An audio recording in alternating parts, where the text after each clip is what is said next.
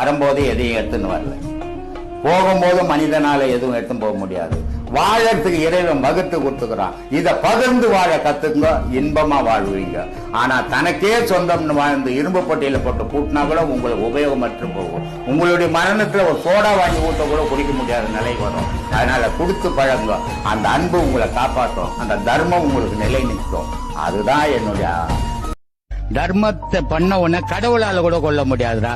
அதுக்கு சாட்சி கர்ணன்டான்னா நான் சொன்னா கர்ணன் மகாபாரதத்துல எல்லாம். அதே மாதிரி யாரு செல்வந்தர் அப்படின்னும் போது ஒருத்தன் போறான், ஐயா என்கிட்ட எல்லாம் வாங்க வசதி இருக்குதுன்னு, எல்லாம் என்கிட்ட இருக்குது அப்படின்னு சொல்லுவ, போடா பிச்சைக்கார ஆடுற. என்னையா எல்லாம் இருக்குதுன்னு சொல்றேன், எல்லாம் என்னால வாங்க முடியும், எல்லாம் அனுபவிக்க முடியும், என்ன போய் பிச்சைக்காரன், நான் எப்பயா பணக்காரன் அப்படின்னு கேட்கிறேன்.